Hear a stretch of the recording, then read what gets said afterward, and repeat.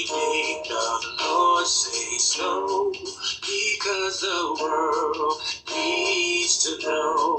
Let the redeemed of the Lord say so, because the world needs to know. Let the redeemed of the Lord say so, because the world needs to know. Let the redeemed of the Lord say so, because the world needs to know. Greetings. Welcome to Say So, where we talk about it, whatever it is, because what you do not know can hurt you. So let's get to the root. Thank you for tuning in. I'm your host, Letitia R. Stuckey. And for today's episode, we're going to continue with the first official Transparently Me video. And Transparently Me is basically when I come to you raw with no chaser, no makeup, no lashes, I'm not dressing up anything, no mask. How about that? It's just me 100%. It's me sharing with you my struggles. It's me sharing with you kind of where I am, where I have been, and where I plan to go, or where I believe that the Lord is taking me. And it's just me basically talking. It's not scripted. It's nothing that I have already. It's not premeditated. It's just me. It's kind of therapeutic for me to just talk and not have to read or have to think about or have to really focus or concentrate on what it is that I'm going to talk about. So we did the intro on last Friday, which basically talked about being transparently me. And this first episode is going to talk about what brought me to Christian counseling. And there were 3 particular incidents, and we're going to go in more detail and more depth of the first incident that actually happened. Now, this incident transpired on November 19th, 2016. And let me just give you a little background on that day. Okay, so this is the day of the Indie Author Celebration. For those of you who don't know, the Indie Author Celebration was myself and 6 or 7 other local authors. We came together to pool our resources, and we came together to kind of have a collective book signing, if you will, and to celebrate the fact that all of us had self-published in the year of 2016. And we were excited and we wanted to work together. We had initially done some other things and we just pulled everything together. Long story short, I had invited a neighbor the same day that we were doing it. There was a lot of planning and a lot going on. I was pretty much heading up everything. I was able to pull everything together, but I was asking for people's input and asking them to do certain things. So I was pretty much facilitating the entire event. So last minute thing, a neighbor of mine, I gave her a business card and I told her a little bit about the book, and I invited her out to the Indie Author Celebration. She didn't show up or wasn't able to come. Long story short, this is my synopsis of what I believe happened. I believe that she had 2 teenage sons that lived with her. And I believe that one or both of them got a hold of the information, the flyer, and all of that about the Indie Author Celebration. I believe that they assumed that I had money like that because I had authored a book and was vending books and things of that nature. Long story short, after the Indie Author Celebration, of course, it was daylight saving time. It was November, so it gets dark around 5, 6. It was only 7:30 when myself and my sons returned to our apartment, yet it was dark because of daylight saving time. So I was just thinking, I tried to be strategic when we pull up or whatever. So I was thinking, well, maybe I'll go in first and then I'll come back to get the boys. And then I was thinking, no, maybe I'll bring the boys in first and then I'll go back out. So long story short, the plan was for me to bring the boys in first and then for me to go back out and get all of the stuff, that all of my books, all of the money box that I had, all of everything that I had set up for my table, and everything that we needed in order to pull the event off. So TJ at the time had to use the restroom. So he was 11. He got the key and he went into the apartment to use the restroom. While he was doing that, I was getting Philip out, because Philip was 2 at the time. And he walked really slow, and it was cold, and I was ready to get into the apartment, and because it was cold and I was just ready, I was tired. It had been a long day, a long event, etc. So that was the game plan. I said, okay, TJ, I'll give you the keys. You go on to the bathroom. I'm going to get Philip and bring him into the apartment, and then I'll come back to unload what's in the car. So that's what happened to a certain extent. So TJ went in before we did, and luckily he closed the door behind him. And typically he might and he might not. He may leave it open because he knows that we're coming, but this particular evening, I believe it was Holy Spirit. He closed the door behind him, which was a blessing in disguise. So I'm coming because I unstrapped Philip out of his car seat in the back seat, and I picked him up, and I said, well, I'll just carry him because he walks really slow and it's cold, and I'm ready to kind of get in the apartment. So picked him up. Philip was 2 at the time, and picked him up, had him on my shoulder or whatever, and was walking down the steps. Now there are 8 steps that lead down into our till you get to the front door of our apartment building. So we're going down the steps. We get to I see somebody out of my peripheral coming from around a building that's to the far left side of my apartment building. Now, my apartment building is directly in front of me. Coming from the far left-hand side, someone runs from the back of the brick building, and they're sort of running towards us, but not completely. So then they are coming up the steps past us, basically. This it happened so quickly. But basically, this gentleman had on all black. He had on a black hoodie. He had on black gloves. Everything was blacked out. He had on a black bandana. All you could see was like this, his eyes, if that much, because it's dark.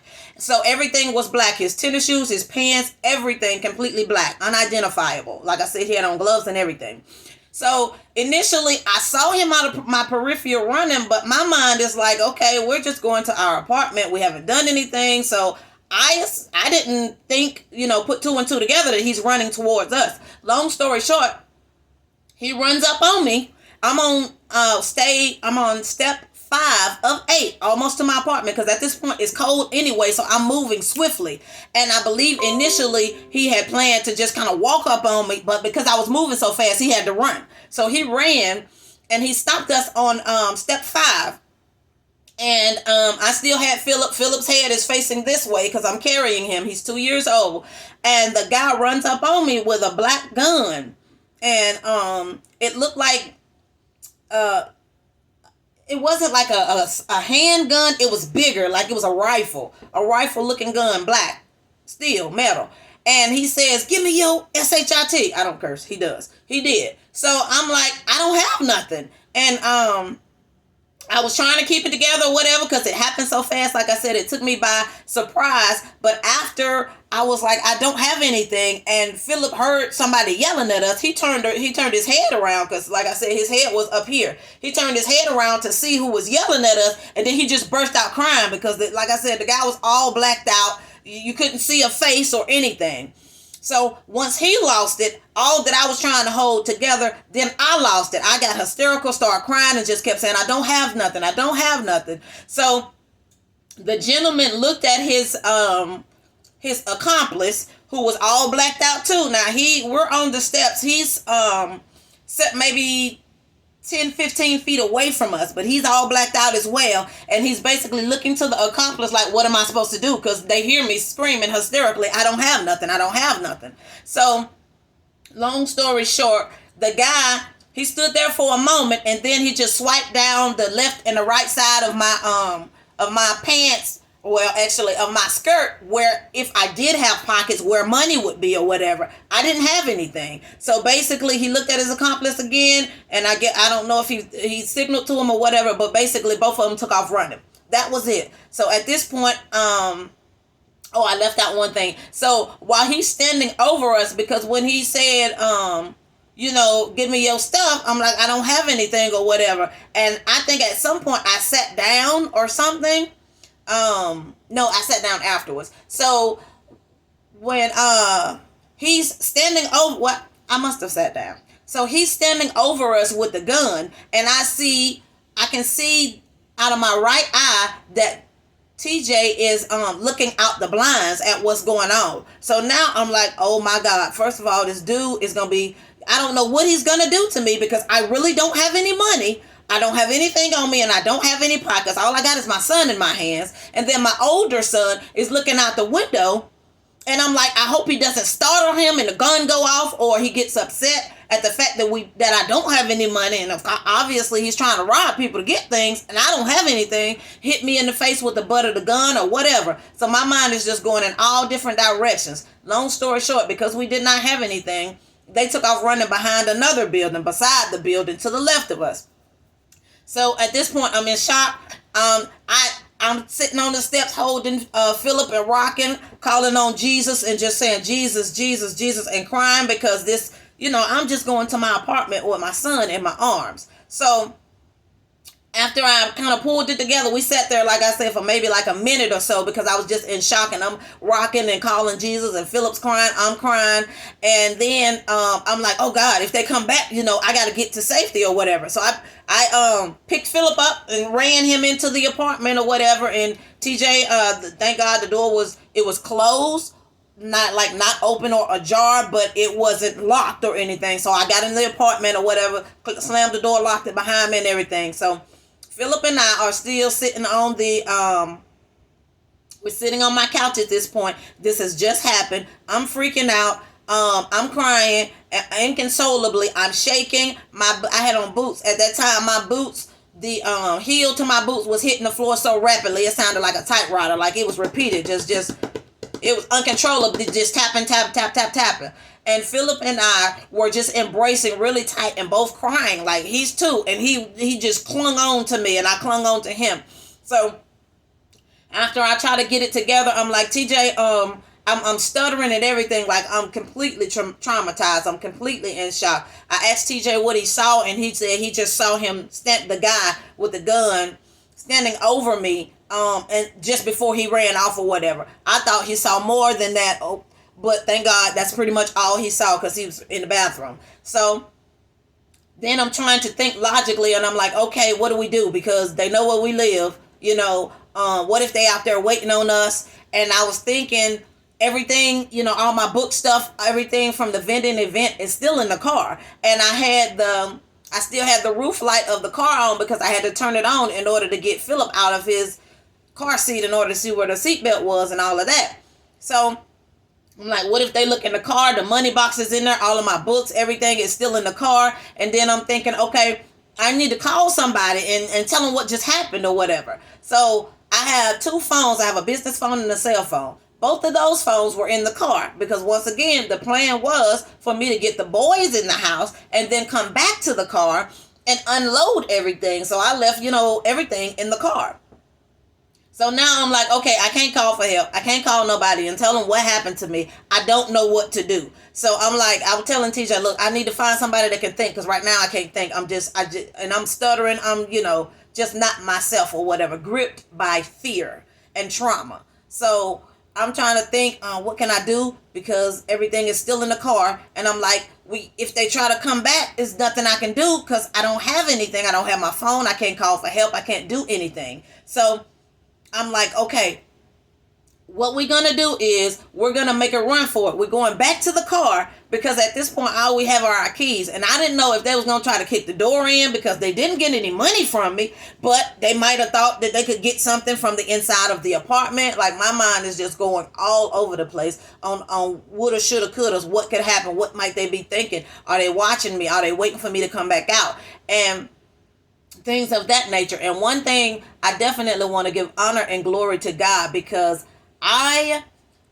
initially my plan was going to be to take everything in the house and leave the boys in the car, so that we could all come in as a family, and then we'll all be done and everything like that. So initially I was going to have the money box that's what I would have had when they rolled up on me if TJ didn't have to use the bathroom, and I was like, well, let me just go ahead and get you guys in first. So that's what switched up the plan. So glory to God, because number one, they would have got something. It wouldn't have been a lot, but it would have been, the funds that I had the event for and earned, and it just could have went sideways. Also, one of the scenarios, I'm like, okay, it was two of them, and it's just me and a 2-year-old and an 11-year-old. Thank God they didn't force their way into the apartment. They could have assaulted me. They could have did anything where my sons could hear, see, or whatever. I didn't have any weapons in the apartment other than maybe a knife or something. And I think both of them had guns. I know the one that ran up on me did. So, long story short, that's what happened. Extremely traumatic. So after we make a run for it in the car to get to the car, and what we did was we waited for a car to pull into our parking lot. So if they did try to come, or what, if anything happened, there would at least be a witness. There's somebody that's in the parking lot with us that sees what's going on, because nobody saw anything. Nobody even heard anything after it happened, like the next day or when I returned back home, because we didn't stay at the apartment that night or whatever. But after we returned back home, I asked my neighbors, because there's like 4 of us that are in the same complex, or it's like a townhome where there are 4 doors that lead to 4 different apartments. So I asked the people, one of the apartments was not occupied. The other one was to the people that I feel like did it, the teenage boys or whatever, that saw their mom's advertisement and stuff that I had given her for my book and everything. And then one was vacant, and the other one was my neighbor. That's right next door to me. So he didn't hear or see anything. Nobody came out. Nobody turned on lights. Nobody said, hey, what y'all doing? Nothing. So basically, it appeared that we were basically fending for ourselves. There was no help on the way or to come.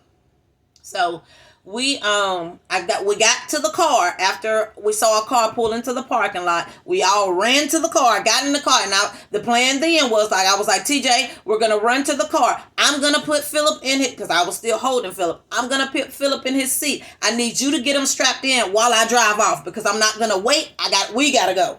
So that's pretty much what we did. When we got to a local gas station, I called relatives and things, and they talked to me and were able to calm me down and everything. When I called them, I was stuttering, I was crying hysterically. They didn't know what was going on, they were able to calm me down. Basically, we called the police and got the police involved as best we could, because at the end of the day, they were all blacked out. So I knew that was black. I could tell by their voice or whatever, and it wasn't like around their eyes, it wasn't light or Caucasian or anything. So I knew they were black, and I knew they were like probably 18 to 20 years old or 21, but I didn't know anything else. I didn't know eye color. You couldn't see hair color. You couldn't see their hands. You could see nothing. So that's pretty much the extent of what happened. Now, this was November 19th, 2016.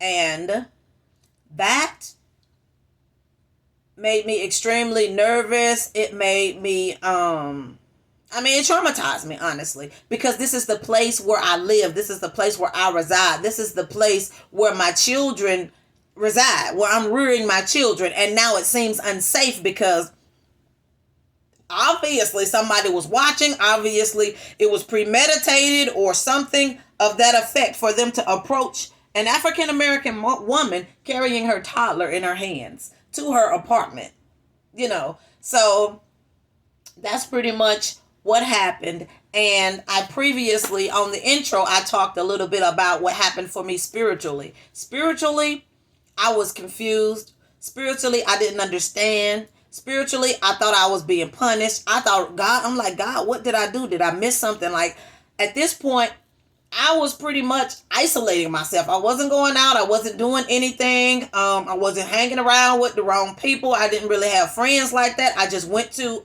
church, took care of my boys, and that was pretty much my life. So I'm like, did I miss something? Like, what is this about?